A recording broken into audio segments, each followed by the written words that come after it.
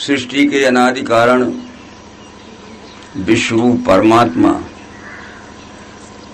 और भ्रम मोक्ष निवारण करने वाले विश्वरूप का ही दर्शन कराने वाले तत्वदर्शी सद्गुरुदेव के चरणों में हार्दिक नमन करते हुए बड़े हर्ष और सौभाग्य का और पुण्याई का हमारा सबका भाई बहनों का समय है कि आज हम जीवात्मा ने जो मनुष्य शरीर में जन्म लिया है उसका अंतिम ध्येय प्राप्त करने के लिए यहाँ उपस्थित हुए हैं। ईश्वर का अंश ही है जीव। अंश से मतलब होता है जैसे पिता का अंश उसका पुत्र होता है, तो पुत्र ही पिता को भूल जाए तो बड़ा झगड़ा बन जाएगा। तो ये ईश्वर विश्वरूप हमारा परम पिता है, हम मानव मात्र उसकी संतान है। इस ध्येय को प्राप्त करने के लिए ही हमने और परमात्मा ने हमें मनुष्य शरीर में भेजा है। और हमारे पास साधन है, उन साधनों से हम आज से लगाकर 7 दिन तक पहले स्कंद से लेकर 12वें स्कंद तक कथाएं सुनाएंगे और आप सब उनको नोट करिए जहां समझ में न आवे, और समझ में आ गया है तो उसको ध्यान में रखिए कि यहाँ से सत्संग समाप्त होने के बाद श्री भागवत सप्ताह का हम फिर न भूलें। आज के प्रसंग में इतना ही कहना चाहते हैं कि जिनके कारण से भागवत ग्रंथ का इतिहास लिखा गया वो हैं अभिमन्यु के पुत्र परीक्षित, ठीक है। और जिन्होंने भागवत सुनाया परीक्षित को वो हैं व्यास जी के पुत्र सुखदेव। वो अपने समय के सबसे बड़े विद्वान थे सुखदेव जी। सुखदेव जी की जीवनी सुनाते हैं, फिर आगे तो सुखदेव जी ने जो कुछ भी परीक्षित को सुनाया है और जो कुछ भी 7 दिन रहकर गंगा किनारे सुखदेव जी ने परीक्षित से सुना है मोक्ष प्राप्ति के लिए, अवश्य ही उसका ध्यान रखेंगे हम और हमारे जीवन में हमारी शेष जिंदगी में उसका व्यवहार में उपयोग करेंगे। अश्वत्थामा ने पहले स्कंद में लिखा है भागवत में कि पांडवों का वंश निर्वंश हो जाए, इसलिए 18वें दिन शिविर में घुस के द्रौपदी के 5 पुत्रों को मार दिया कि इनका वंश ही निर्वीर हो जाए, वंश में कोई न रहे। परंतु उत्तरा के गर्भ में परीक्षित था, उसको भी जहर दे दिया था अश्वत्थामा ने कि गर्भपात हो जाए तो पांडवों का वंश ही खत्म हो जाए। श्री कृष्ण जी ने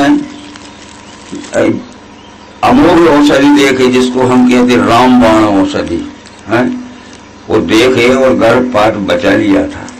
फिर परीक्षित का जन्म महाभारत युद्ध के बाद हुआ, समझते जाना। परीक्षित का जन्म हुआ था तब बड़ी आशा हो गई कि पांडवों का जब वंश खत्म नहीं होगा, क्योंकि वो उसी वंश में हुआ था उत्तरा से अभिमन्यु से, ठीक है। परंतु जब अश्वत्थामा को पकड़कर भीमसेन द्रौपदी के पास लाए, इसने 5 पुत्रों को निर्दयता से काट डाला है और मैं पकड़ के लाया हूं, इसको तुम्हारे सामने मैं काट काट के मारता हूं। तो द्रौपदी ने कहा इसको मत मारो, इसको मत मारो, देखो जिसके 5 पुत्र कट गए थे, इसको मत मारो। पुत्र का शोक कितना बुरा होता है। मुझे 5 पुत्रों के मरने का जो शोक है वो जिन शब्दों में मैं वर्णन नहीं कर सकती है। इस अश्वत्थामा की माँ को भी बड़ा दुख होगा, तो वो तो न डूबे शोक में, मैं तो सह लेंगी। पर इसको क्या करो कि पांडवों के वंश में जो उसके कुल गुरु का शिरोमणि दर्जा है, इसकी सिर की मणि निकाल लो।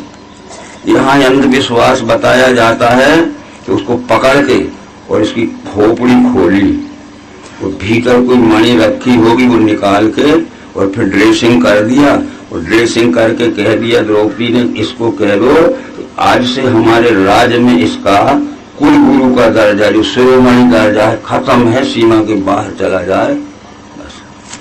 तो ये अंधविश्वासी क्या अर्थ करते हैं, उसकी खोपड़ी खोली और उसके भीतर से मणि निकाला और फिर ड्रेसिंग कर दिया। तो ये कथावाचक कहते हैं भागवत के कि अभी भी मिलता है वो कुछ लोगों को, ऐसी मक्खियां उड़ाता है, घाव नहीं भरा। बताओ 6000 वर्ष हो गए उसकी खोपड़ी सड़ी। ये उसका मतलब ये था कि जो शिरोमणि दर्जा है कुरुकुल का, यानी इसका पिता द्रोणाचार्य जो है ये पांडवों के वंश का कुलगुरु था, वो शिरोमणि दर्जा होता है। यानी तो इसका शिरोमणि दर्जा खत्म कर दीजिए कि हमारे राज्य से चला जाए, इसकी शक्ल देखने को न मिले। तो ये गलत अर्थ किया जाता है। खोपड़ी को खोली, उसमें से भीतर से निकाला और फिर ड्रेसिंग कर दिया, आज भी जिंदा है वो। सोचिए आप, ऐसा गलत अर्थ भागवत का नहीं करना चाहिए। वो क्या कहते हैं कथावाचक भागवत के, आज भी मिलता है वो तो हमें, और फिर झूठ भी कह देते हमने देखा भी है। ऐसा हो सकता है? इसलिए जो कुलगुरु का दर्जा होता है वो शिरोमणि दर्जा होता है। रामचंद्र जी के राज में लिखा है कि क्या लिखा है,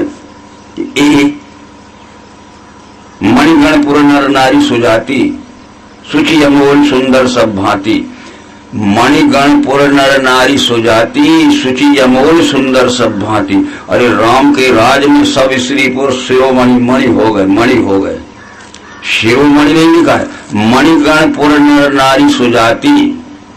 मणिगण, मणियों का समूह हो गया सब स्त्री पुरुष राम के राज में। यानी राम भक्तिरत सब नर नारी, राम भक्तिरत सब नर नारी सकल परम गति के अधिकारी।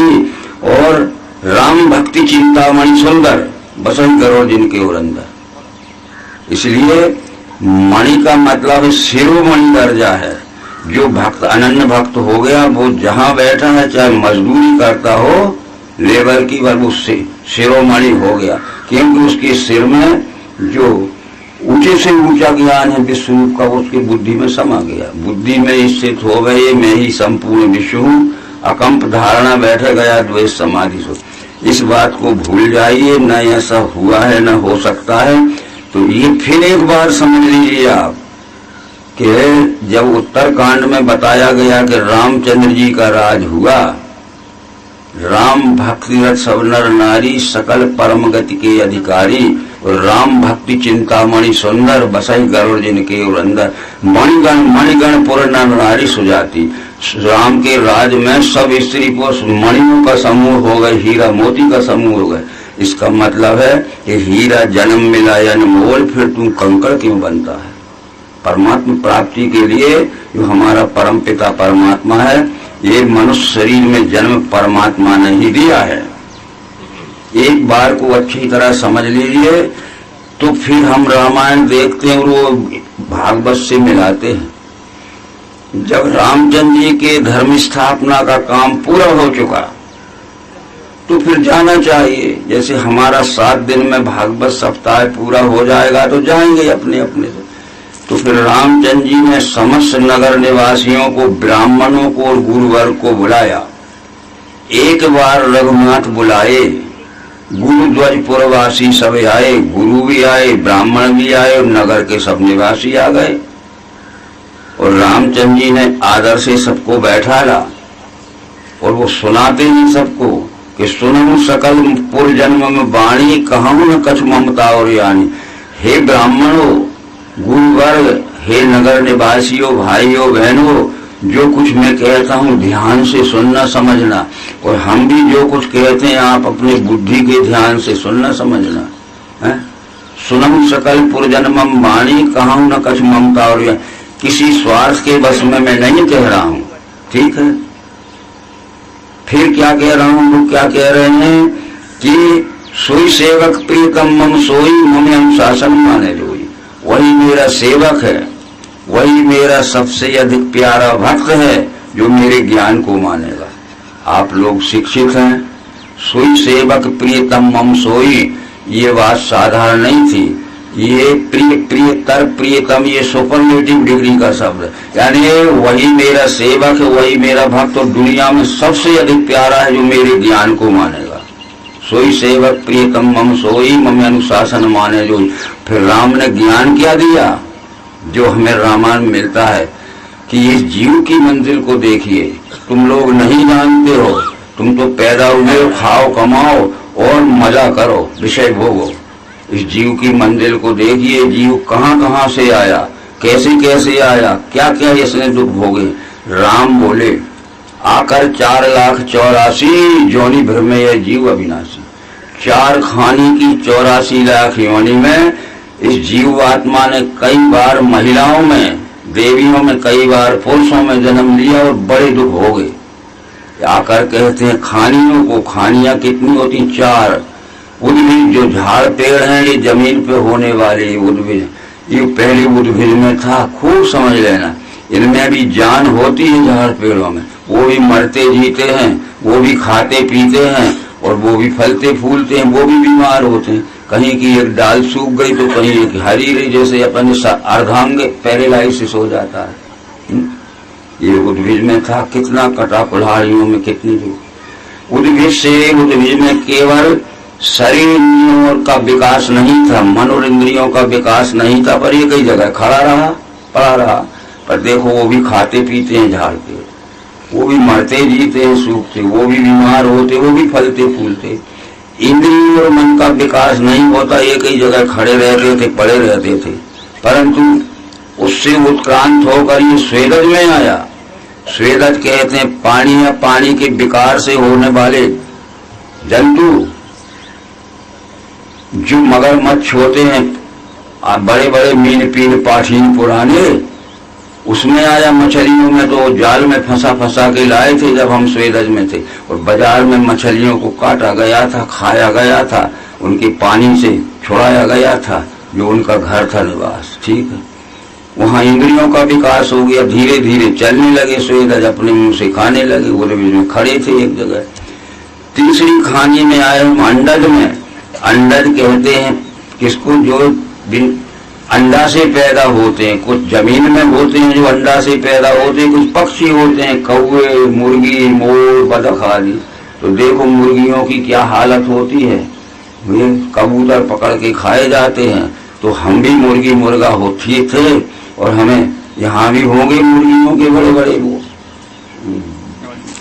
वो कटते हैं, कहाँ कहाँ से मुर्गी पालन केंद्र खोले गए। तो अंडज में भी ये हालत हुई। अंडज से फिर पिंडज में यानी जारज में आए। वहां 2 श्रेणियां थी, पशु योनि और मनुष्य योनि। जिनके पेट से बना बनाया बच्चा निकलता है उसको जारज या पिंडज कहते हैं। तो पशु योनि में भी गाय, बैल, भैंस, हिरण, मृग थे, तो बना बनाया बच्चा निकला। तो हम जंगल में हिरण मृग थे, तो शिकारियों ने रखेट रखेट के मारा और पकड़ के काट लाए। और ये गांव में बकरी बकरा थे, तो देखो क्या बकरियों का क्या हाल होता है। ये हमारा ही हाल हुआ था पशु योनि में। तब ईश्वर को दया आ गई, आकर 4,84,000 योनि भर में यह जीव अविनाशी। फिर सदा माया कर प्रेरा, काल कर्म गुण स्वभाव गिरा। कब मुख कर करुणा नर देगी, देते इस बिन हेतु शनि। जब ईश्वर को दया आ गई तो ईश्वर ने अपने पुत्र जीव को मनुष्य शरीर में जन्म दिया है, हमने अपने पुरुषार्थ से नहीं पाया है। आती समझ में बात?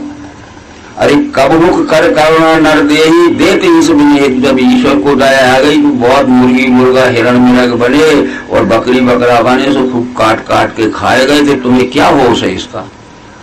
जब ईश्वर को दया आ गई तो ईश्वर ने अपने पुत्र जीव को मनुष्य शरीर में जन्म दिया है। कब मुख कर करुणा नर देही, देते इस बिन हेतु शनि।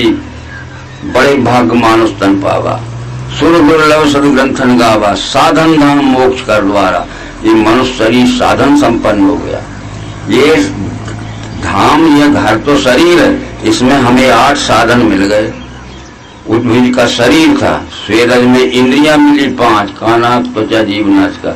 अंडज में 6वां मन मिला, और पिंड श्रेष्ठ मनुष्य में हमें 7वीं बुद्धि लिखी, और 8वां ये जीवात्मा है। 8 साधन हैं। राम ने कहा था, रामायण को हमने पढ़ा है अपने मतलब से, और हमें समझाया नहीं गया ठीक, तो हमने जैसा मनो आया हम मानते गए, जैसा मनो आया गया मानते गए। यदि हमारा शिक्षक स्कूल का जिस पहले समय जो पहले ही बार लड़का पढ़ने गया और वो पढ़ा दे कि 2 और 2 5 होते हैं, तो लड़के को मानना पड़ेगा। गलत समझाया गया। तो बड़े भाग मानुष तन पावा, साधन धाम मोक्ष का द्वारा। तो हमने भी बहुत लोगों से पूछा था कि मनुष्य शरीर को साधन धाम क्यों कहा गया। अरे आपको मालूम नहीं है, देखो 10-10, 15-15 मंजिले बिल्डिंग है, उनमें एयर कंडीशन के कमरे हैं, हेलीकॉप्टर है, हीरा मोती पुखराज है, ये अरे ये साधन नहीं, ये साधन जो समेटते आए उद्भिज का शरीर है। स्वेदज में 5 इंद्रियां मिली, कानाक त्वचा जीवनाश, अंडज में मन मिला, और पिंड श्रेष्ठ मनुष्य में विवेक बुद्धि मिली, 8वां जीवात्मा। ये राम ने समझाया। तो ये मनुष्य शरीर में जीव को जन्म किसने दिया, बोलो।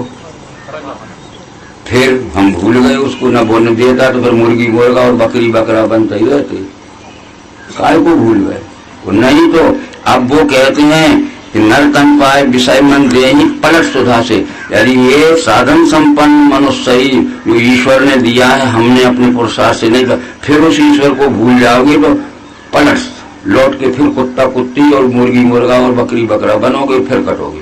इसलिए उसको मत भूलना, उसने अपनी अहेतु की कृपा से जीवात्मा को मनुष्य मिले, इसका ध्यान रखिए। कौन कह रहा है? हाँ, तो मैं जो कह रहा हूँ मेरा ज्ञान मत समझना, इसको परोक्ष कथन कहते, इनडायरेक्ट स्पीच कहते। जो राम ने प्रजा को समझाया, प्रजा बैठी थी, ब्राह्मण बैठे थे, गुरु बैठे थे, सब वो न समझते होंगे, नहीं समझते होंगे, मनमाना करते होंगे, और कुछ लोग समझते होंगे। तो अब मेरा अंतिम समय है, धर्म स्थापना का काम पूरा हो गया। इस तरह से सोई सेवक प्रीतम मम सोई मम अनुशासन माने, जो वही मेरा सेवक है, वही दुनिया में सबसे अधिक प्यारा है, जो मेरे ज्ञान के अनुसार चलेगा, बाकी मेरा कोई नहीं। ये तो श्री कृष्ण जी ने भी भागवत ग्रंथ में कह दिया, इस संसार में मेरा कोई नहीं है, नहीं तो सब मेरे। खूब ध्यान से समझना, अपने अपने घर की ओर ध्यान मत देना। कृष्ण जी ने भगवत गीता और भागवत में कह दिया कि दुनिया में मेरा कोई नहीं है, ना सब मेरे। बताओ, दोनों बातें बड़ी अजीब है कि दुनिया में मेरा कोई नहीं है, ना सब मेरे। गुरु से गुरु ये ज्ञान जो मेरे भक्त से कहे, उसने ज्ञान के द्वारा मुझे प्रिय किया, वही प्रिय किया। उससे सर्व मनुष्यों में मेरा प्रिय करता नहीं, और कोई नहीं मेरा प्रेम का उस बिना नहीं। जो ज्ञान अर्जुन मैं तुम्हें दे रहा हूँ, हे उद्धव जो ज्ञान मैं तुझे दे रहा हूँ, गुरु से गुरु ये ज्ञान जो मेरे भक्त से कहे, उसने ज्ञान के द्वारा मुझे प्रिय वही किया। फिर उससे सर्व मनुष्यों में मेरा प्रिय करता नहीं, और कोई नहीं मेरा प्रेम का उस बिना। यहाँ जो मेरे ज्ञान को मान गया वो अकेला मेरा है, बाकी कोई मेरा नहीं। और कृष्ण जी ने कह दिया उद्धव जी से, नहीं शत्रु नहीं मित्र नहीं है पुत्र भी मुझे, न मेरा कोई शत्रु है, न मित्र, न कोई मेरा बेटा है, मेरा वही है जो मेरे ज्ञान को जन जन तक पहुंचाएगा। व्याप्त है संसर्वत्र परमात्मा यह देख के, व्याप्त है संसर्वत्र परमात्मा यह देख के, फिर आत्म प्रेम नहीं त्यागे वो पावे परम गति। अनेक भाव सृष्टि के देखे एक ही रूप में, उसी से विश्व है जाने, ब्रह्म संपन्न वही मेरा प्यारा है, नहीं तो कोई नहीं। खाओ पियो मजा करो, और जिस दिन नंबर आएगा सो घसीट के हम लोग में ले आऊंगा। कर्म को मत भूलना, जिस ज्ञान के लिए मैंने परमात्मा ने पहुंचाया। ठीक है, अब ये बात वहां फिर आई, जब परीक्षित का जन्म हो गया, ठीक है, उसने राजनीति पढ़ी, सब पढ़ा, सब शास्त्र पढ़े, और परीक्षित की उम्र जब 40 वर्ष की हुई, ठीक है, तो परीक्षित को राजगद्दी पे बैठाल दिया गया। राजगद्दी पे बैठाल दिया तो इतना ज्ञानी होके भी, और कृष्ण का नाती पंथी होते हुए भी उसको ज्ञान मद हो गया। जो हम कहते थे कि धन का मद, राज का मद, ज्ञान का मद, जाति का मद, कुल का मद, सब पद था, ज्ञान मद हो गया। ज्ञान मद और राज के पद का मद हो गया। जंगल में गए थे परीक्षित, गद्दी पे बैठ गए थे, जब लौट के आए तो एक विभांडक ऋषि नाम के एक ऋषि थे, जिनका नाम समीक ऋषि लिखा है भागवत में। वो ध्यान मग्न हुए ऐसे बैठे थे रास्ते में, थोड़े हटके, वो घोड़े पे बैठ के परीक्षित आ रहे थे। परीक्षित तो उनने कहा कि तुम कौन हो, क्यों बैठे हो? मैं जंगल से आया हूं, मेरा मुंह सूख गया है, गला सूख गया है, मुझे पानी लाके दो। वो तो ध्यान में बैठे थे। उन ऋषि का नाम क्या था? विभांडक ऋषि, उनका समीक ऋषि भी नाम था। वो नहीं बोले तो बोले सुनते नहीं हो, कौन पूछ रहा है? अब देखो राजा बन के बोला मुझे पानी लाके जल्दी दो, मेरा मुंह सूख गया है, गला सूख गया। फिर भी उस ऋषि ध्यान मग्न बैठा था, नहीं सुना। तो एक मरा हुआ सांप पड़ा था, पढ़ा होगा आप लोगों ने। बस परीक्षित को खबर लग गई कि वो सत्संग श्राप दे गया कि जो मरा हुआ सांप मेरे पिता के गले में डाला है, इस 7वें दिन जिंदा होकर परीक्षित को काट खाएगा और मर जाएगा। तो मरने से बचने के लिए भागवत सुनी थी। फिर कौन से सुनी जाए? बताया कि दुनिया में सबसे बड़ा ज्ञानी व्यास जी का पुत्र क्या है? सुखदेव है। और सुखदेव गंगा किनारे भागवत सुनावे तो मरने से बच सकते हो, श्राप से बच सकते हो। तो परीक्षित ने अभी भी सुखताल है उत्तर प्रदेश में गंगा किनारे, वहां सुख व्यास जी के पुत्र सुखदेव जी से गंगा किनारे भागवत सुनी थी। खूब कथाएं सुनी, खूब दान पुण्य की बातें सुनी। परंतु मित्रों 7वें दिन तक छका गया और काट खाया, परीक्षित को मर गया। तो कौन सा पाप करके तुम पाप के फल से बचोगे? जब वो सुखदेव से जो सबसे बड़ा ज्ञानी था और गंगा के किनारे भागवत सुनी थी और सांप ने आके काट खाया, तक्षक ने और मर गया, तो फिर कौन सा बुरा का पाप कर्म करके बच सकोगे? पाप करना ही नहीं तो बचोगे नहीं। इसलिए कृष्ण जी ने भगवत गीता में कह दिया कि मैंने एक बार कह दिया है कि बुरा कर्म करना ही नहीं। अगर तुम्हारे में अकल है मेरा ज्ञान समझने की, तब मैं समझूंगा कि तुम ही मेरे हो, और मेरा ज्ञान समझने की बुद्धि नहीं है तो तुम उम्र सब पशु बन जा रहे। तो कृष्ण जी ने कह दिया कि तुम बुरा कर्म करना ही नहीं, और बुरा कर्म कर लिया है तो माफी मांगना है, माफी नहीं मिल सकती। और रामचंद्र जी ने कह दिया कि बुरा कर्म करना ही नहीं हम लोगों को। वो भी अवतार थे रामचंद्र जी, 7वां अवतार कृष्ण। रामचंद्र जी ने कह दिया कि बुरा कर्म करना ही नहीं, और बुरा कर्म कर लिया है तो माफी मांगना है। करई मोह बस नर अज्ञाना, स्वार्थ बस परलोक नशाना, काल रूप तनकाय में भ्राता सो वसुभ कर्म फलदाता। राम कह रहे हैं लक्ष्मण से, ये स्वार्थ के वशीभूत होकर ये मनुष्य अनेक प्रकार के पाप कर्म करता है, तो पाप कर्म की कठोर सजा देने के लिए मैं काल के समान है, 1% भी माफ नहीं हो सकता। ये मेरे ज्ञान को जो समझ गया है वही है मेरा, नहीं तो मेरा कोई नहीं। और जो एक समझ गया है इस दुनिया की आबादी में वो एक ही है मेरा। गुरु से गुह ये ज्ञान जो मेरे भक्त से कहे, उसने ज्ञान के द्वारा मुझे प्रिय वही किया, फिर उससे सर्व मनुष्यों में मेरा प्रिय करता नहीं, और कोई नहीं मेरा प्रेम का उस बिना है जो मेरे ज्ञान को जन जन तक पहुंचाएगा। नहीं शत्रु नहीं मित्र नहीं है पुत्र भी, न मेरा कोई शत्रु है न कोई मित्र है न कोई पुत्र। मेरा मित्र वही, मेरा पुत्र वही जो मेरे ज्ञान को जन जन तक ले जाएगा, और बुरे कर्म सब छोड़ दिए। तो ये हमें जो सुनना है, ये संकल्प लेना है कि ईश्वर ने ही हमें मनुष्य शरीर में जन्म दिया, कि ईश्वर हमारा परम पिता है, उसके हम ईश्वर अंश जीव बनाए, तो उसकी आज्ञा को माने। ठीक है, बहुत सी बातें समझते रहोगे। अब एक आज के दिन में यही पार्श्वभूमि में हम समझाना चाहते हैं। ये रामायण में भी लिखा है, सब कुछ लिखा है। फिर इस तरह सब बातों को देख। अब आई बात सुखदेव का जन्म कैसे हुआ? कोई भागवत कथा सुनाने वाले से पूछ लेना।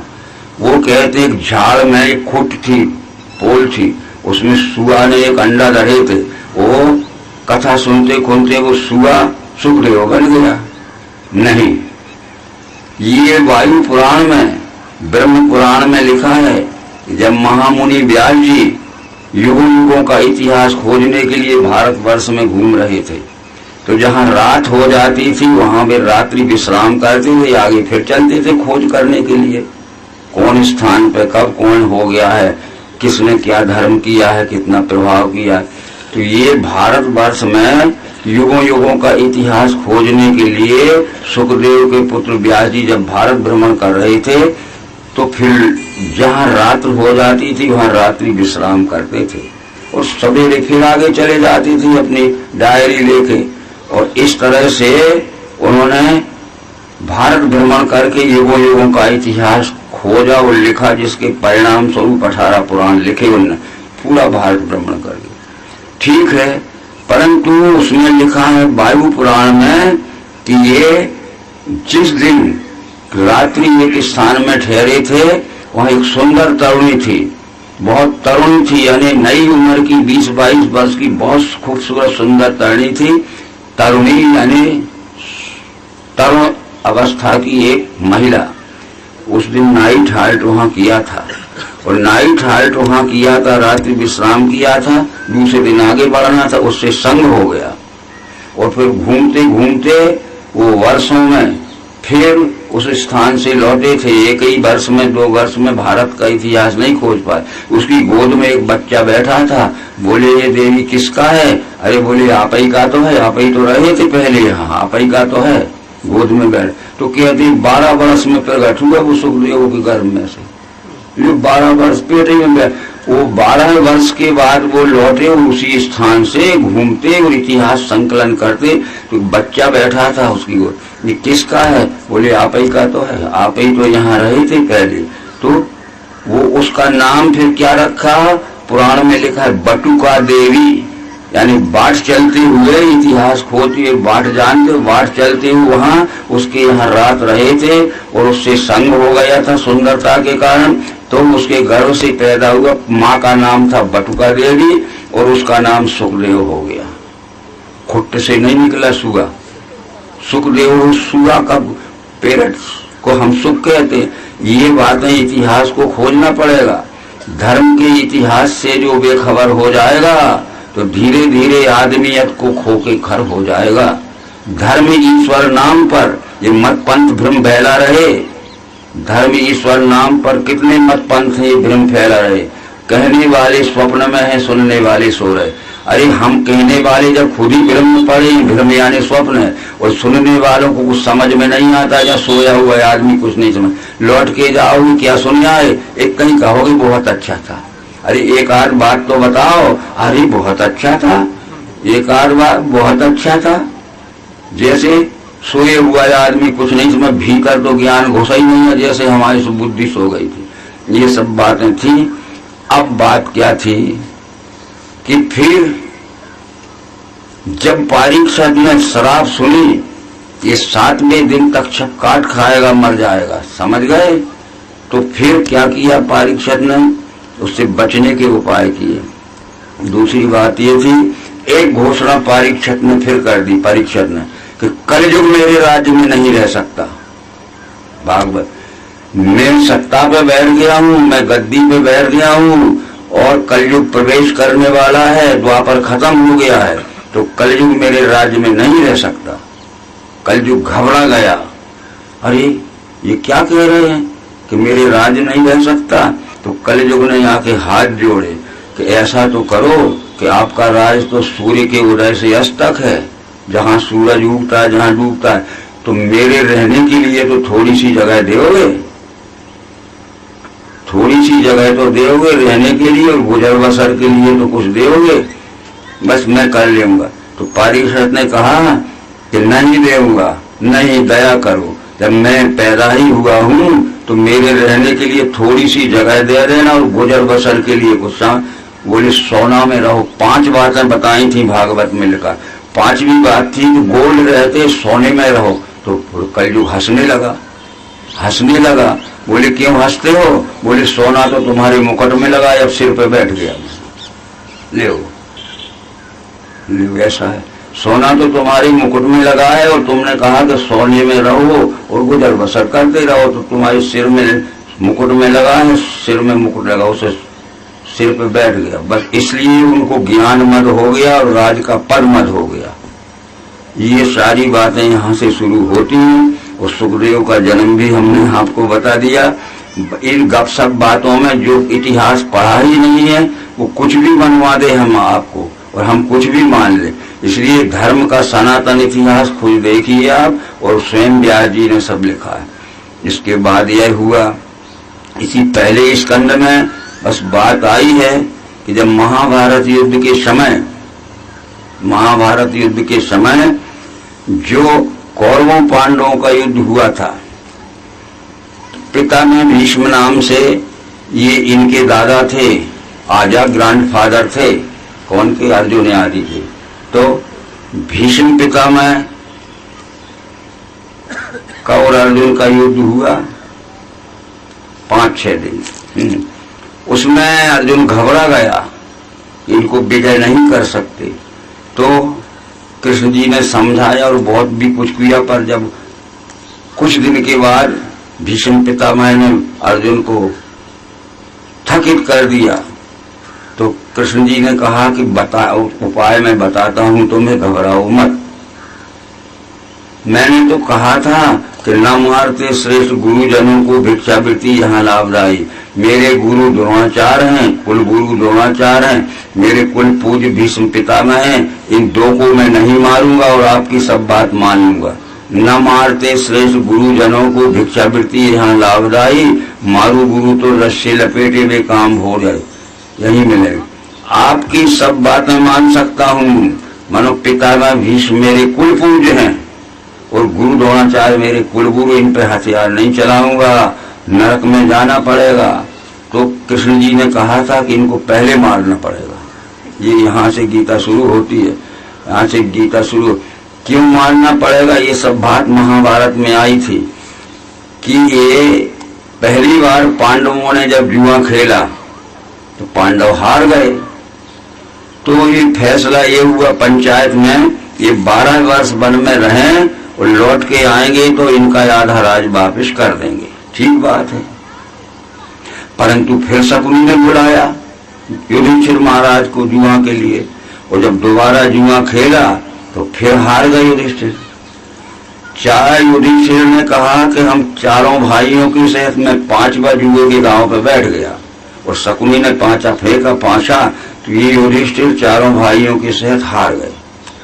तो चारों भाई और 5वें युधिष्ठिर को जुआ पे जो हार गए थे, दुर्योधन ने कमरे में बंद कर दिया।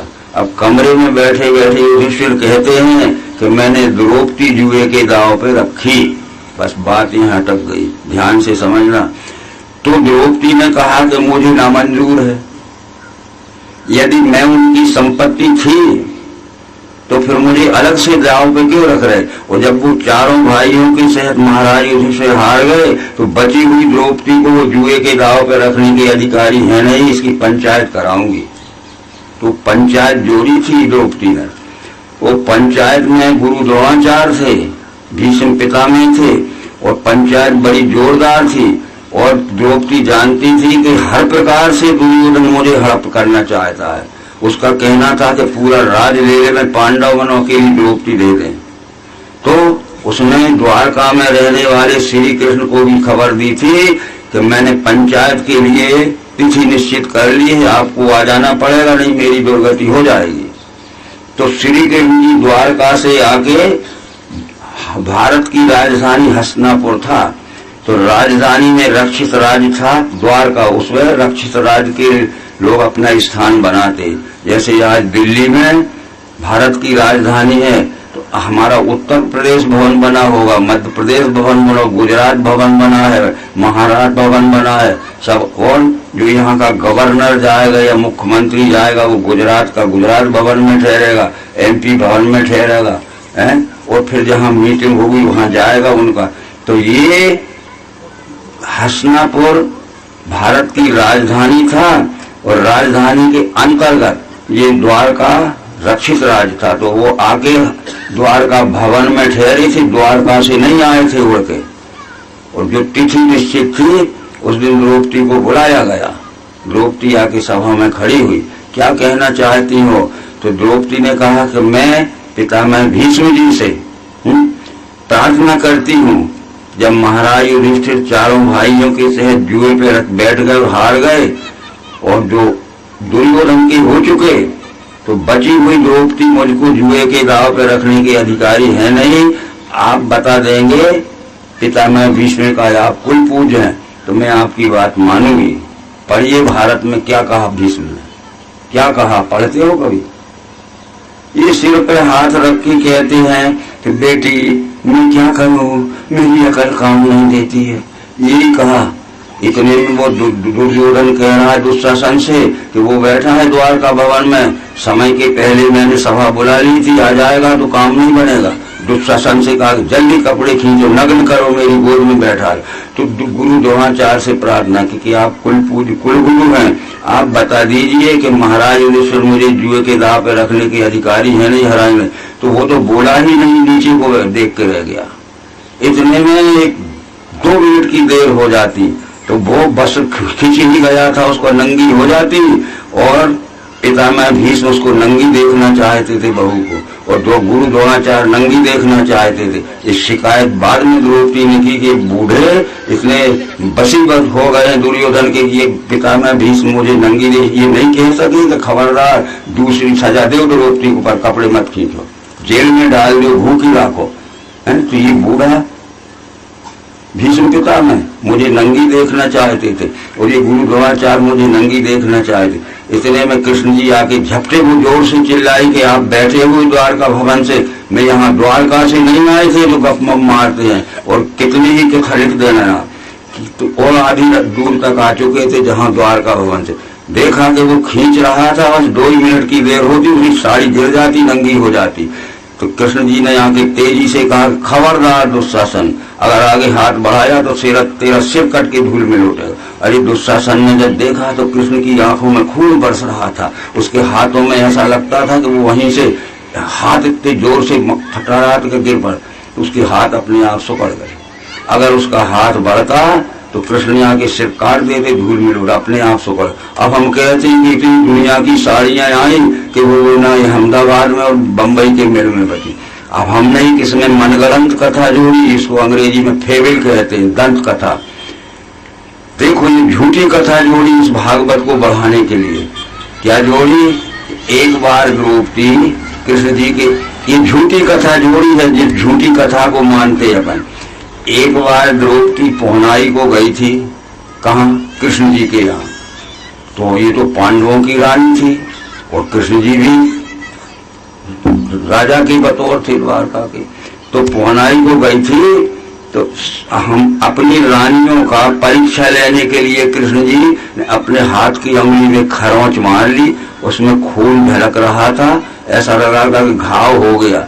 तो पहले तो रुक्मणी से कहा कि रुक्मणी देखो मेरी हाथ की अंगुली में कील लग गई है, लोहे का टुकड़ा लग गया है, तो इसका कुछ करो। तो बोले अरे आप चिन्नी लपेट लो। सत्यभामा को कहा, कालिंदी को कहा, जामवंती को, सबको कहा अरे जरा सी बात है, हमारे यहाँ पौनाई है, हम इनसे बातें कर रहे हैं एक छोटी सी बात के लिए। जब द्रौपदी से कहा कि मेरे, तो द्रौपदी कितनी महंगी साड़ी पहन के गई होगी, हैं? जो पांडवों की रानी और श्री कृष्ण राजा, हैं? द्रौपदी ने अपनी साड़ी फाड़ी, जल्दी लपेट दी।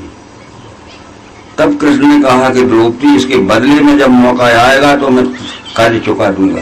तो वो कहते हैं कि वो समय जो दुनिया भर की साड़ियां आ गई, ये दंत कथा जोड़ी गई और हम मानते गए। कहाँ की आई होंगी? इसको कहते हैं छेपक, और बात ऐसी लिखी है।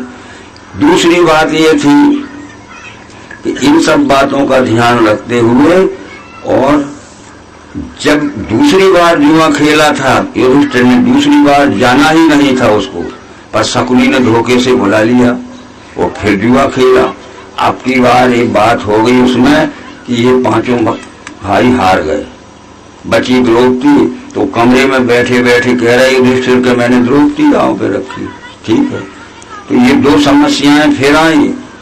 दुर्योधन ने कहा कि 12 वर्ष तो वनवास में खुले घूमना है और 13वीं बार छुप के रहना, उसको अज्ञातवास कहते। 13वें वर्ष में हमने पता लगा लिया तो तुम्हें 12 वर्ष फिर वन में जाना पड़ेगा।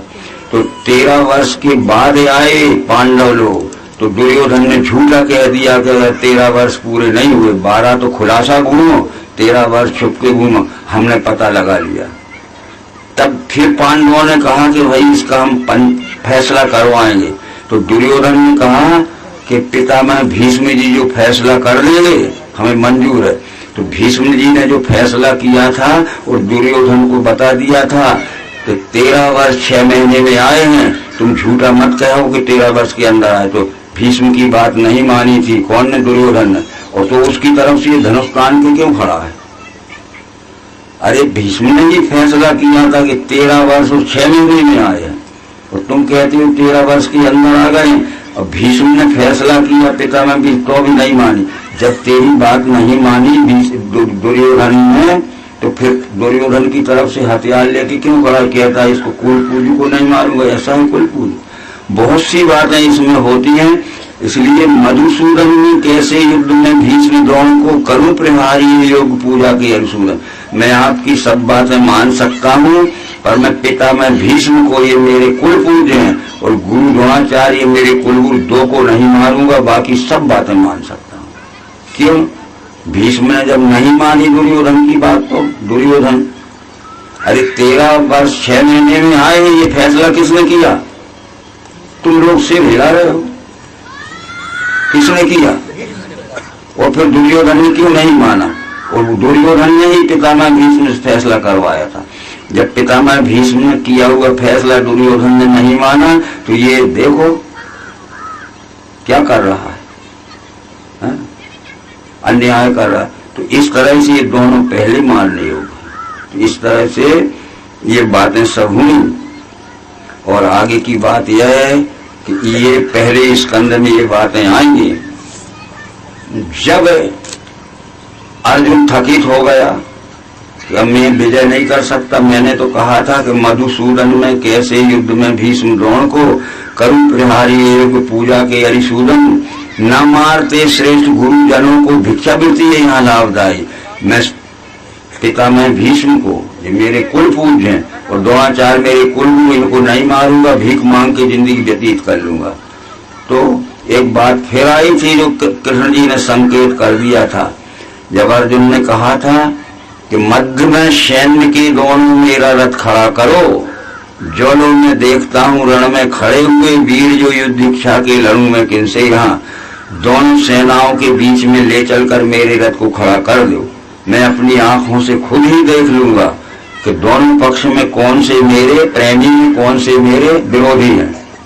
मैं खुद ही देख लूंगा। मध्य में सैन्य के दोनों मेरा रथ खड़ा करो, जो लोग मैं देखता हूँ रण में खड़े हुए वीर, जो युद्ध इच्छा के लड़ूं में किनसे, मैं खुद ही देख लूंगा।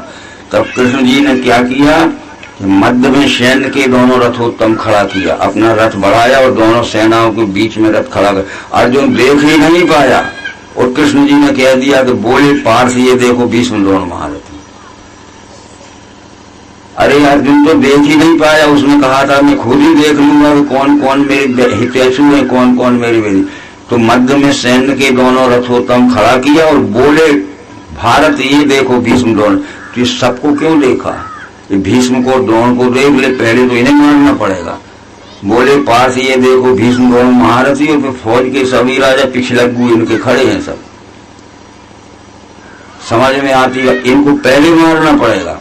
अब जब भगवत गीता सुनाई, ठीक है, इसके बाद क्या हुआ कि भीष्म पितामह ने कह दिया कि जब तक मैं अपने हाथ से धनुष नहीं रखूंगा, तब तक कोई शूरवीर कितना ही धनुषधारी हो मुझे पराजय नहीं कर सकता। अब इसका भेद लेना चाहिए कि भेद लेके मारना पड़ता है शत्रु को। तो कृष्ण जी ने द्रौपदी को बुलाया और कहा कि युद्ध समाप्त होने के बाद पितामह भीष्म के शिविर में जाना। अब समाप्त होने के बाद अपने अपने शिविर में जाते थे। उस समय कोई किसी से नहीं बोलता था, रात को सवेरे फिर युद्ध करते थे। तो द्रौपदी युद्ध समाप्त होने के बाद पितामह भीष्म के शिविर पे गई। कृष्ण ने पढ़ा दिया कि तुम पितामह भीष्म के चरणों पर माथा टेक लेना और रखे रहना, जब तक वो खुद न उठाए तुम मत उठाना से, नहीं तो ऐसे उठा ले। वो तुम्हारे उठाते समय कुछ भी कहेंगे, दो बात कहेंगे, या तो कहेंगे कि सौभाग्यवती भव या पुत्रवती भव। तो मैं समझता हूँ कि तुम्हें पुत्रवती भव नहीं कह सकते वे, क्योंकि तेरे तो पुत्र हो चुके। ये आशीर्वाद में कहेंगे कि सौभाग्यवती भव। आज तो तुम कह देना कि मेरे पति अर्जुन का तुम्हारा युद्ध चल रहा है, तो तुम्हारे हाथ से मेरा पति मारा जाएगा, तो तुम्हारी आशीर्वाद झूठी होगी, सौभाग्यवती नहीं। तब उस वक्त बताया था भीष्म ने कि जब मेरे हाथ से मैं धनुष नहीं रखूंगा तब तक कोई नहीं मार सकता। ठीक है, तो तो युद्ध में यही हाल हुआ कि धनुष डालना पड़ा भीष्म को। क्यों डालना पड़ा? कि कृष्ण ने कह दिया था कि बंटवारे में मैं अर्जुन के तरफ रहूंगा, दुर्योधन मेरा समधी है। मालूम होगा आपको, नहीं पूछ लेना बाद में। क्योंकि बलराम जी की पुत्री दुर्योधन के पुत्र लक्ष्मण को ब्याही थी, समधी होता था। इसलिए ये हमारे दोनों बराबर, अर्जुन भी जैसा है और वैसा दुर्योधन भी हमारे प्रेमी हैं। परंतु यदि मैं फैसला करूंगा और मेरी बात नहीं मानेंगे और बंटवारे का मौका आएगा तो मैं अर्जुन की तरफ रहूंगा और बलराम की जो संपत्ति होगी वो दुर्योधन को दे दूंगा। ये सब बात है। तो ये सब बातों को देखते हुए बस जब घमासान युद्ध हुआ और अर्जुन डर गया तो कृष्ण जी ने प्रतिज्ञा कर ली थी कि भारत युद्ध में मैं हथियार नहीं पकड़ूंगा। रथ से कूद पड़े और भीष्म पिता को मारने को दौड़े। बस भीष्म पिता ने कह दिया कि मैंने प्रतिज्ञा की, मैंने प्रतिज्ञा की थी कि जब तक मैं धनुष नहीं रखूंगा तब तक कोई, अब क्या हो गया ऐसा, ठीक है। इसलिए प्रतिज्ञा तोड़ी और वो धनुष रखवा लिया उनने कि जब तक मैं धनुष नहीं रखूंगा तब तक कोई मार नहीं सकता। तो वो बात थी कि वो कहेंगे कि सौभाग्यवती भव। तो वो तुम कह देना कि मेरे पति अर्जुन का और तुम्हारा युद्ध चल रहा है, तुम्हारे हाथ से मेरा पति अर्जुन मारा गया तो मैं कहाँ सौभाग्यवती रहूं। तब भीष्म ने कहा था कि जब तक धनुष नहीं रखूंगा तब तक कोई नहीं। धनुष डलवा लिया, मार लिया अर्जुन ने। अब मार लिया अर्जुन ने, इसके बाद एक बात आती है फिर हमारे में कि जो महाभारत का युद्ध हुआ वो इसमें पहले स्कंद में लिखा है जो हम सुना रहे। तो बाणों के बिस्तर पे सोए थे पितामह भीष्म। युधिष्ठिर अर्जुन श्री कृष्ण उनकी खबर लेने गए युद्ध समाप्ति के बाद। तब भीष्म पिता ने कहा कि आज मैं पड़े पड़े ये सोच रहा हूँ कि मैंने आतताई दुर्योधन का साथ दिया है, तो जो गति दुर्योधन की हुई वो मेरी भी हुई। आपने बहुत अच्छा किया और वो आतताई का साथ दे वो भी आतताई है। इसलिए जो कुछ हुआ मेरे लिए अच्छा हुआ और आपके दर्शन आखिरी समय मुझे हो गए, मेरा उत्तरायण हो गया। तो हम उत्तरायण को क्या समझते हैं, थोड़ा सा यहाँ ध्यान दीजिए, आप वो बोलेंगे। उत्तरायण क्या समझेंगे कि जो सूरज का उत्तरायण होता है वो सूरज का दक्षिणायन होता है। ये सूरज का उत्तरायण दक्षिणायन नहीं है। अब एक कथा आती है इसमें भागवत में। क्या कथा आती है कि जो भीष्म पिता का नाम क्या था, क्या था?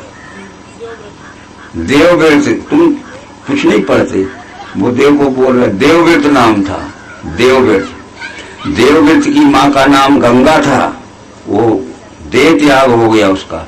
राजा शांतनु चक्रवर्ती राजा था, वो दूसरी शादी करना चाहता था, राजा शांतनु। परंतु देवव्रत उस समय 16 वर्ष का था, लिखा है। उनके संकोच के कारण वो दूसरी शादी नहीं करना चाहता था कि मैं दूसरी शादी कर लूं तो देवव्रत क्या कहेगा कि राज का उत्तराधिकारी पैदा हो गया है, पिताजी की काम वासना पूरी नहीं हुई, इसलिए दूसरी शादी क्यों करना चाहते। उस सोच में वो दिन रात रहते थे। न खाने में मन लगता था, न पीने में, न नींद लगती थी, राज के कारोबार में मन लगता था। और धीरे धीरे वो अनीमिया हो गया, उसका शरीर पीला होगा, रक्त अल्पता हो गई। एक दिन देवव्रत ने जाके अपने पिता पूछा उनसे, कौन से? राजा शांतनु से, कि पिताजी क्या हालत है आपकी, न राजकाज में मन लगता है, न खाने पीने में मन लगता है, न आपकी नींद लगती है, ये क्या कारण है? तो देवव्रत से छुपा ली उनने बात कि पुत्र ये तो शरीर का धर्म है। छुपा ली बात कि पुत्र ये तो शरीर का धर्म है। पर वो माना पिताजी से कारण पूछो कि वो ना तो राजकाज में मन लग रहा है, ना नींद लगती है, ना खाने पीने में, और दिन पे दिन सूखता जा रहा है शरीर। और ये मत पूछना, ये मत बताना कि किसी ने पूछवाया। तब फिर मंत्री ने जब पूछा तो बोले वो मत्स्यगंधा जो रहती है वो संसार में सबसे ढीवर की लड़की, निषाद की लड़की, बहुत सुंदर है, दिन रात मेरी आंखों में झूल रही है, न खाने में मन लग रहा है, न पीने में लग रहा है, नींद लग रही है, राजकाज में मन लग रहा है, काय का खाना पीना है? ये मंत्री पूछ के आया और देवव्रत को बता दिया। तो देवव्रत सीधा चला गया अब निषाद के पास, केवट के पास। देवव्रत ने कहा कि तुम्हारी पुत्री हमारे पिताजी को दे दो। वो निषाद क्या कहता है कि आप तो चक्रवर्ती राजा महाराजा हो और हम तो मछलियां मार मार के जंगल में बेचते हैं, हमारे कपड़ों से और हमारे शरीर से मछलियों की बास आती है। उसका मत्स्यगंधा नाम था, पढ़ा होगा। तो हमारा आपका रिश्ता नहीं बनेगा। तो देवव्रत ने कहा कि हमारी लड़की थोड़ी दे रहे हैं। अरे तुम्हारी लड़की ले जा रहे तो राजघराने में क्या अड़चन होगी। तो बोले ठीक है, तुम पहली हो और मेरी पुत्री तुम्हारी सौतेली माँ के बन के जाएगी, इससे जो पुत्र होंगे तो राज के बंटवारे में झगड़ा होगा। तो देवव्रत ने कहा कि मैं नहीं झगड़ूंगा। तो बोले तुम नहीं झगड़ोगे तो तुम्हारी संतान झगड़ेगी। तो देवव्रत ने उस समय कहा था कि सत्यम सत्यम पुनः सत्यम त्रिवार सत्योचिते अद्धा प्रवृत्ति मेदास ब्रह्मचर्यम भविष्यति। मैं ईश्वर की 3 बार शपथ करके कहता हूं कि मैं शादी ही नहीं करूंगा। मैं तो नहीं झगड़ूंगा, नहीं जाऊंगा, मैं शादी ही नहीं करूंगा तो मेरी संतान नहीं होगी तो झगड़ा ही नहीं होगा। बस।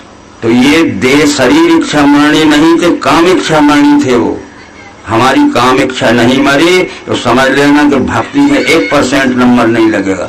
तो रामायण में लिखा है सदा राम प्रिय हो तुम सुगुण भवन अमान काम रूप इच्छा मरण ज्ञान विराग निदान के देह रूप इच्छा मरण। अरे कामना को मारो पहले।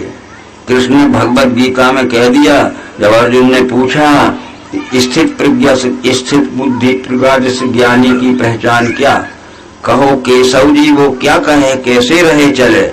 स्थिर बुद्धि समाधिस्थ ज्ञानी की पहचान क्या, जिसकी बुद्धि में परमात्मा निश्चय पक्का स्थिर हो गया। इस समाधि से जो अब गया द्वैत समाधि से, ऐसे ज्ञानी मनुष्य की क्या पहचान है, वो कैसे बोलता है, कैसे रहता है, कैसे चलता है। तो कृष्ण ने उत्तर दिया कि मन की कामनाओं को सभी जब त्याग के हो गए आत्मरति प्राप्त स्थिर बुद्धि, उसे कहा। तो वो शरीर इच्छा मरणी नहीं थे, काम इच्छा मरणी तो हमें भी होना पड़ेगा, हमारी कामनाएं मारना पड़े। तब कृष्ण ने उत्तर दिया था कि मन की कामनाओं को सभी जब त्याग के हो गए आत्मरति प्राप्त स्थिर बुद्धि, उसे कहा। ठीक है, ये हम कहते वो शरीर इच्छा मन चाहे जब तक जीते रहें और चाहे जब देह छोड़ दें, गलत बात थी। ये शरीर इच्छा मरणी नहीं, काम इच्छा, उसने उनकी विषय भोगों की कामना को मार दिया। अरे मैं तो झगड़ा नहीं करूंगा, मैं शादी भी नहीं करूंगा ताकि मेरे बाल बच्चे झगड़ा के लिए हो। वो राजकुमार था, चक्रवर्ती राजा का पिताजी, तुम जानो, तुम्हारा काम जाने, हम तो शादी करेंगे एक नहीं दो। तो रामायण में लिखा कि तुम्हें राम प्रिय होना है, सदा राम प्रिय हो तुम, शुभ गुण भवन अमान काम रूप इच्छा मरण की देह रूप इच्छा मरण। काम रूप इच्छा मरण ज्ञान विराग निदान, ज्ञान और वैराग आप में पूरा आ जाएगा तो सारी कामनाएं मन की कामनाओं को सभी जब त्याग के हो गए आत्मरति प्राप्त स्थिर बुद्धि हो, और त्याग के कामना सर्व चले निष्प्रेता गए, मिट्टी में निरंकारी पाता है शांति को वही। तो वो शरीर इच्छा मरणी नहीं थे। हम भी शरीर इच्छा मरणी की बात न सोचें, अपनी कामनाओं को मार दें। बस कामनाएं जिसकी नहीं मरी तो वो कभी भी भक्त नहीं हो सकता। अब हमने लगा लिया कि सूर्य का उत्तरायण सूर्य का दक्षिणायन, तो वो ये श्लोक लिखा है भारत में, क्या लिखा है, ये लिखा है कि कामनाओं को मारो। अरे सत्यम सत्यम पुनः सत्यम त्रिवार सत्योचिते, मैं 3 बार ईश्वर की शपथ लेके कहता हूँ कि अद्धा प्रवृत्ति मेदास ब्रह्मचर्यम भविष्यति। अद्धा यानी आज मैं 3 बार ईश्वर की शपथ लेके कहता हूँ कि मैं तो झगड़ा नहीं करूंगा और मैं शादी भी नहीं करूंगा ताकि मेरे बच्चे को झगड़ा करने के लिए मार देना काम इच्छा चक्रवर्ती राजा। हमको भी भगवत गीता में बात आएगी तो किसकी प्रेरणा से स्वेच्छा बिन कृष्ण जी बल से ढकेलना, जैसे वैसे ही काम आचरें। हमारे अंदर कौन सा शत्रु बैठा है, अर्जुन पूछता है, जो हम बुरा काम नहीं करना चाहते जबरदस्ती बुरा काम करने में लगा देता है, और हम बुरा काम कर रहे हैं और हम सोचते हैं कि हम बुरा काम छोड़ दें, तो हम जानते हैं कि हम बुरा काम कर रहे हैं, बुरे काम को छोड़ देना चाहिए, परंतु ये करते हुए ऐसी कौन सी अज्ञात शत्रु बैठा है, कौन सा अज्ञात जो हमें बुरा काम, तो कृष्ण जी ने कह दिया कि यही काम, यही क्रोध है रजोगुण से हुआ, ये अधाशी महाशत्रु यहाँ। वो हमारे मत में विषय भोगों की, काम की आसक्ति है, तो फिर मन की कामनाओं को सभी त्याग के। तो आप भी ये सही, तो क्या लिखा है रामायण में, अर्थ न धर्म न कर्म रुचि गति न चाहो निर्वाण। निर्वाण जानते हो? अरे अर्थ न धर्म न गति कर्म गति न चाहो निर्वाण। जन्म जन्म श्री राम पद या वरदान मार। मेरे 1000 जन्म हो, मुझे धन नहीं चाहिए, कुछ भी नहीं चाहिए, और मैं दोबारा जन्म ले ये भी नहीं, मेरे 1000 जन्म हो पर भक्तिमय जन्म हो। अर्थ न धर्म न कर्म रुचि सबसे प्रबंध सुबह सोपाना ज्ञान नयन मारा। मैंने 7 कांड लिखे हैं जो मोक्ष पर पहुंचाने वाली 7 सीढ़ियां हैं। लिखा है इस ग्रंथ का रामायण नाम नहीं है, हर पेज पे लिखा होगा रामचरितमानस यह नामा सुनत सुलभाया है विश्राम। राम के बताए हुए ज्ञान के अनुसार, राम के चले हुए गुण के अनुसार, राम के किए कर्म के अनुसार हमें चलना। और इस तरह हम नहीं पढ़े तो एक कागज तो लौटा लौटे, एक भी अभिमान है तो भी अभी ज्ञानी एक जाएगा करके। तो इस तरह से वे मैं हूँ वेदांत करता है वो लखूं मैं। पहले हमें समझने के लिए विष्णु कपिल जी आदि ने समझाया, दूसरे स्कंद के प्रारंभ में समझाया। इस सृष्टि के दूसरे स्कंद में है जो भागवत में, ये भागवत में 5वें स्कंद में लिखा है, खूब पढ़ लेना।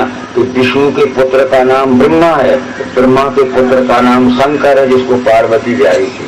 आज हम लोग अरण्य कांड के इस वन में संस्कृत में वंदे ब्रह्मकुल कलक समनम श्री राम भूपति प्रियम। मैं ब्रह्मा जी के पुत्र भूप प्रियम, ये तो लिख दिया कि मैं ब्रह्मा के पुत्र शंकर की वंदना करता हूँ जो श्री राम के प्रिय हैं। पर इस रुद्र ही रख दो, यो रोदनीय न्याय कारणी जनांसा रुद्र। फिर उसका गुणवाचक नाम तो रुद्र है, जैसे जैसे बड़ा होता है कि एक कृष्ण का जन्म का नाम क्या है। पाल की जय कन्हैया लाल की।